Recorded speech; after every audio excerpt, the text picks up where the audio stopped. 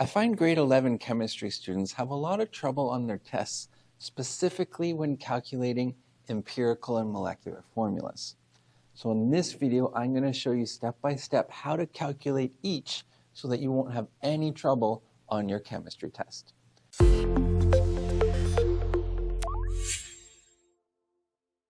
So to find empirical formula, you need a couple pieces of information.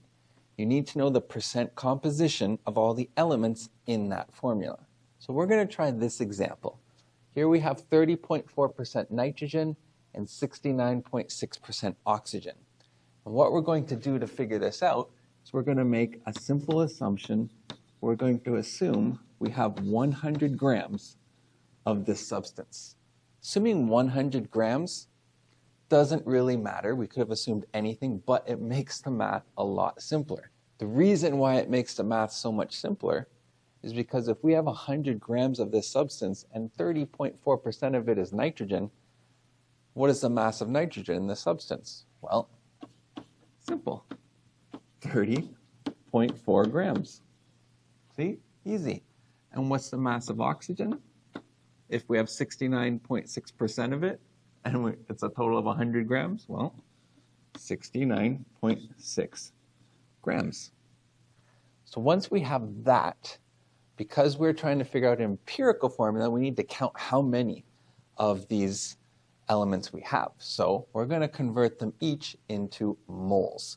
So we have to remember our moles equation. To find the moles, it's mass over molar mass. So for nitrogen, the moles of nitrogen is going to be our mass, 30.4 grams, divided by the molar mass of nitrogen, which you look on your periodic table for, 14.01 grams per mole. Calculator time. So 30.4 divided by 14.01, 2.17. I'm just going to round there. 2.17. Now let's do the same for oxygen. Moles for oxygen, we have 69.6 grams.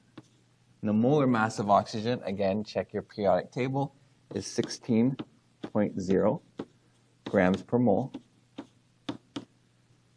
So that's going to give us 69.6 divided by 16, 4.35.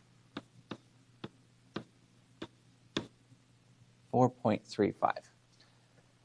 So now we need to look at this as a ratio. So if we had this ratio of nitrogen to oxygen atoms, and we have 2.17 moles of nitrogen to 4.35 moles of oxygen, let's make this ratio simpler so that these numbers are just whole numbers or integers.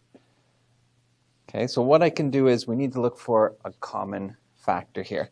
Now 2.17 looks like it perfectly goes into 4.35. So if I divide both numbers by 2.17, I get 1 to 2. So this is a 1 to 2 ratio. If 1 didn't work, then we would look for a smaller number that would nicely multiply into both. But this is a 1 to 2 ratio, so that means for every one nitrogen atom, we have 2 oxygen atoms.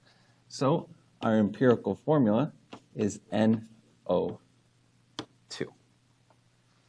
So that's how you figure out your empirical formula. Now to find your molecular formula, you need to be given one more piece of information. You need to be given, here's my red, yellow chalk. You need to be given the molar mass of the actual compound you're looking for. So let's say, I have a question here. The molar mass of the compound we're looking for is 92.0 grams per mole. So I figured out what the empirical formula is. Now let's use this last piece of information to find our molecular formula.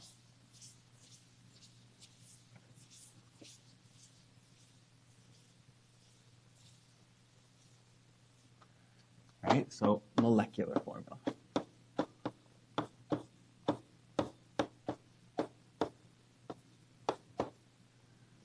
Okay, and again, we're going to do a ratio. We're going to do a ratio of the molar mass of the compound we're looking for to the actual molar mass of its empirical formula. So let's find the molar mass of NO2.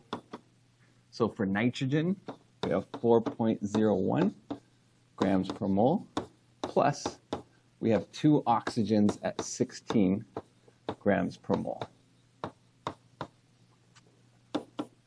So that gives us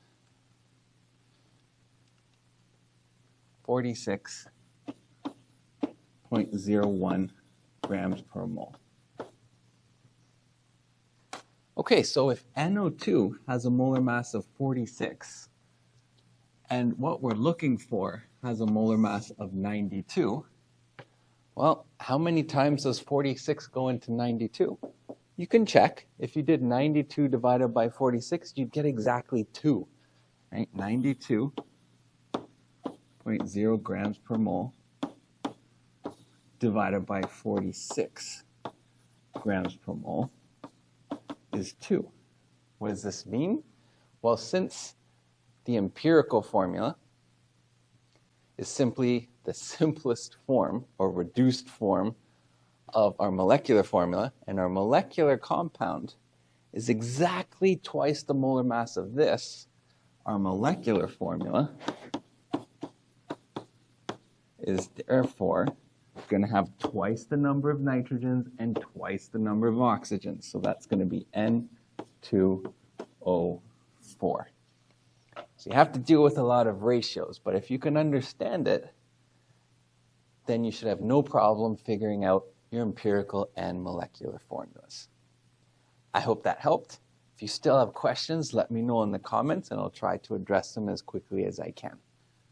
Also, if you're taking grade 11 physics, for a limited time, you can download my full course pack handout for grade 11 physics with all the lessons in it that I use even with my own students. The link will be available for free in the description.